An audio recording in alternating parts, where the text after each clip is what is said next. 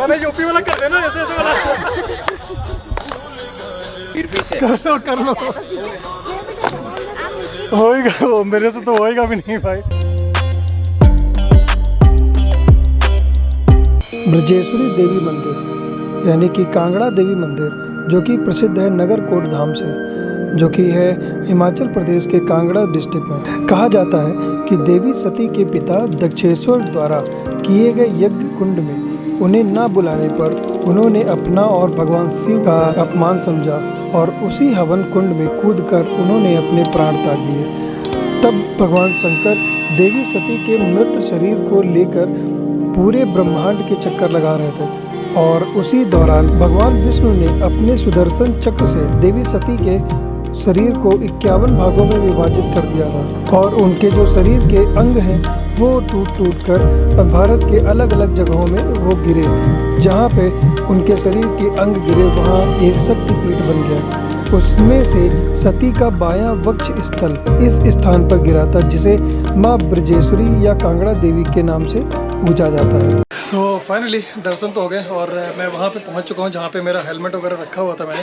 तो मेन कांगड़ा देवी मंदिर के दर्शन हो चुके हैं और बहुत खुशी हुई मन से।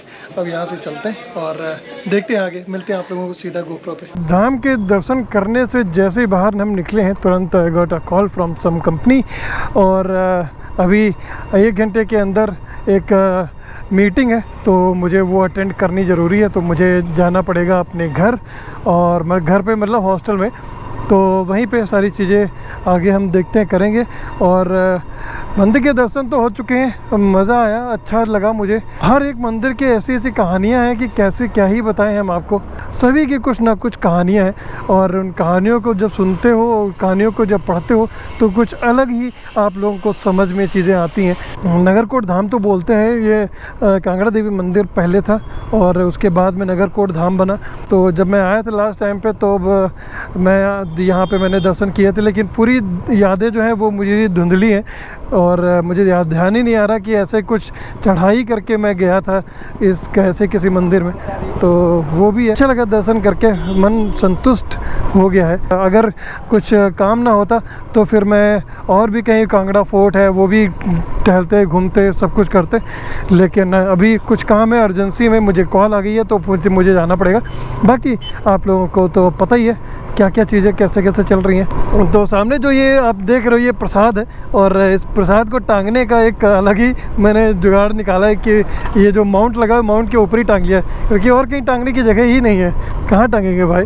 गाड़ियों का बाइकों का इतना ज़्यादा क्रेज़ है भाई साहब कि क्या ही बताएं। लोगों के पास है, पैसा बहुत है और देखो ना सामने एक थार जा रही है और थार अभी ये नई निकलवाई होगी और इसी के अंदर नई निकलवाने के बावजूद भी इसमें मॉडिफाई करा रखा हुआ है। आप समझ ही गए होंगे, जितने भी टायर लगे हुए हैं सारे टायर इनके चौड़े हैं और बहुत ज़्यादा बाहर निकले हुए हैं टायर सारे। क्या लेकिन गजब लग रही है यार, मस्त लग रही है। क्या मैं कहीं गलत चल रहा हूँ पता नहीं, लेकिन चलते रहो, साला कहीं ना कहीं तो पहुँच ही जाएंगे। अभी एक चीज़ और भी बताते हैं, अगर मैं सही चल रहा हूँगा तो ठीक है, लेकिन अगर नहीं सही चल रहा हूँगा तो मुझे लगता है कि गलत रास्ते पे मैं चल रहा हूँ और जो उस रास्ते पे मुझे चलना चाहिए जिस रास्ते से मैं आया था, क्योंकि ये सीधा डायरेक्ट धर्मशाला जाता है आई थिंक, और धर्मशाला से फिर मुझे वापस आना पड़ेगा। जब आप ऐसी रास्तों पे चल रहे हो और गूगल मैप ना लगाए हो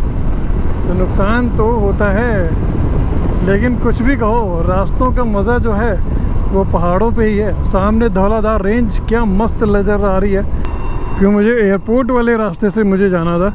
अब यहाँ पे मुझे मैप लगाना ही पड़ेगा। गलत आ गया, मैं इस वाले रास्ते से चढ़ाया था और मुझे जाना था सीधा। चीरे कांचिरे रीत तेरी सांची लजदा न जा दिल तोड़ के हाय। चीरे कांचिरे प्रीत तेरी सांची रुक जा न जा दिल तोड़ के। कांची, क्या प्यारा गाना है यार। ये पता नहीं क्या है यार, ऐसे गाने पहाड़ों पे अच्छे और लगते हैं। क्या मस्त सुकून भरी जगह है यार, और ऐसे सीढ़ीदार खेत जो है वो देख के और भी अच्छा लगता है कि यहाँ पे लोग किस तरीके से अपने जो अनाज है वो उगाते हैं। और ऐसी जगह से, ऐसे गांव से, और अगर ये वाला व्यू आपको मिल जाता है जो कि ऐसा लगता है कि ब्रेथ टेकिंग व्यू है। ऊपर मस्त बिल्कुल स्नो कवर्ड माउंटेन और नीचे मस्त सीढ़ीदार खेत, और ऐसे यूरोप और स्विट्ज़रलैंड वाली फीलिंग आती है भाई। हिमाचल है और अपना इंडिया है, और इंडिया के अंदर ऐसी ऐसी जगहें हैं जो कि आपको हर एक वो फॉरेन वाली वाइब देती हैं। अगर आप लेना चाहते हो तो, अगर आप घूमना चाहते हो तो आपको हर एक वो व्यू मिलेगा जो कि फॉरेन से रिलेटेड, फॉरेन से मिलता जुलता हो जाएगा। चलो भाई, मैं तो आ चुका हूँ अपने हॉस्टल पे, और अब यहाँ से थोड़ा सा मैं अपना काम वाम निपटा देता हूँ, जिसकी वजह से मैं इतनी जल्दी आया हूँ यहाँ पे। तो बाकी सारे प्लेसेस को छोड़ के मैं जिस वजह से मैं यहाँ पे आया हूँ, थोड़ा सा मैं वो काम कर लेता हूँ, और उसके बाद फिर मैं आप लोगों से आराम से मिलते हैं शाम को। 1 hour later. कांगड़ा से मैं वापस आया था, और हमारे साथ में है आदर्श भाई, और हमारा जो ड्रीमवुड स्टे है, और यहाँ पे भाई साहब क्या चल रहा है ये बताओ।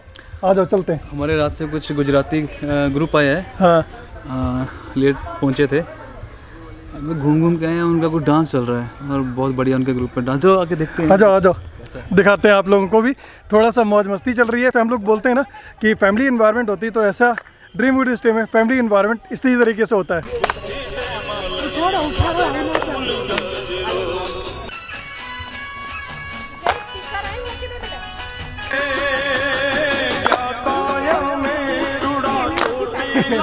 इतनी सिंप्लिसिटी है ना गाने में कि वाकई मैं सोच रहा हूँ कर लूँ, लेकिन हो ही नहीं पा रहा। मैं कर नहीं पाऊंगा। आप करो कैसे? आप यूपी स्टाइल कर दो। मैं यूपी स्टाइल करूँगा। तो भैया आप भी आ जाओ। मैंने यूपी वाला कर देना, ऐसे ऐसे वाला। तालियां नहीं जा रही साथ साथ में। फिर पीछे कर लो होएगा वो, मेरे से तो होएगा भी नहीं भाई। यही होता है ड्रीमवुड स्टे में, जो हम लोग बोलते हैं ना फैमिली वाला एनवायरनमेंट, ऐसे ही होता है। तो देखो, अगर आ रहे हो तो आओ जल्दी से, मज़े लेते हैं ऐसे ही। सर आप अपना नाम बता दिए। बस यही नहीं बताना। सुहास चढ़ता है। ओह अच्छा, हाँ भाई, सबसे ज़्यादा डांस इन्होंने ही किया है, और मज़ेदार। अभी लाइव है? हाँ, लाइव नहीं चल रहा है, ब्लॉग बन रहा है। ओके, ब्लॉग बना। हाँ, क्या नाम है सर? बहादुर सिंह। सर ने ऐसा माहौल बनाया है यहाँ पे, मतलब हमारे ड्रीमवुड स्टे में, और हम लोग रुके हुए थे। हम लोग ऐसे ही थोड़ा सा टहल रहे थे, लेकिन जो अभी 15-20 मिनट पहले से जो माहौल बना है ना आपकी वजह से, जैसे पूरी फैमिली ऐसी इसी तरीके से नाच रही है, गरबा कर रही है, मज़ा आ रहा है देख के। तो बस अभी यहाँ से इसको करते हैं बंद, और मिलते हैं थोड़ी देर में आप लोगों से। The next day. तो यार मैं भी बैठा हूँ आम के पेड़ के नीचे, ऊपर देख सकते हो मस्त बिल्कुल माहौल है, और दोपहर का टाइम है। ये व्लॉग जो एंड हो रहा है वो नेक्स्ट डे आफ्टरनून का शूट है, और वो इसका रीज़न ये है कि भाई बहुत सारे गेस्ट थे, और जब आप बहुत सारे लोगों से घिरे रहते हैं तो कभी कभार आप व्लॉग कर पाते, कभी कभार नहीं कर पाते, तो सब मैं नहीं कर पाया। तो इसीलिए इस व्लॉग को करना है एंड, और इस वाले व्लॉग के साथ साथ में मैं आप लोगों को ये भी बता देना चाहता हूँ कि अगले आने वाले व्लॉग में बहुत सारी चीज़ें आप लोगों को धर्मशाला और मैक्लोडगंज के बारे में आप लोगों को पता चलेगा। और उसके बाद फिर आपको यहाँ से मैं नोएडा के लिए निकलना है मुझे, और सारे रास्ते पर जो भी चीज़ें छोटी छोटी चीज़ें आप लोगों को देखने को मिलेंगी, जैसे यहाँ के आसपास में पालमपुर है, बीरबिलिंग है, और बीरबिलिंग होते हुए फिर हम जाएंगे मंडी से फिर चंडीगढ़। तो उस तरीके से ये रूट चलता रहेगा। तो इसीलिए मैं अब फाइनली धर्मशाला से निकलने वाला हूँ। वो आप लोगों को व्लॉग में पता चलेंगी, और इंस्टाग्राम और फेसबुक की स्टोरी पे पता चलेंगे। तो जैसे ही आप लोगों को अगर जाना है तो प्लीज़ आप लोग कमेंट पे लिखो। सो लेटेस्ट स्टोरीज़ अपडेट होने वाली हैं very soon in a day और 2, और आप लोगों को सारी चीज़ें पता चलेंगी इंस्टाग्राम पे। अगर आप लोगों ने फॉलो नहीं किया तो प्लीज़ फॉलो कर लो इंस्टाग्राम पे MTV मधुर, और फेसबुक पे MTV Madhur. Till now if you like this blog please hit the like, share और कमेंट, और चैनल पर हो तो प्लीज़ सब्सक्राइब कर लेना। बाकी मैं आप लोगों को मिलूँगा नेक्स्ट ब्लॉग में। Till then goodbye, take care, love you all, दुआ वेलकम, सलाम, सस्ता। श्री अकाल, बाय बाय। बहुत उम्मीद से मैंने पहला कदम बढ़ाया, मैं चलना चाहती थी तुमने उड़ना सिखाया। बहुत उम्मीद से मैंने पहला कदम बढ़ाया,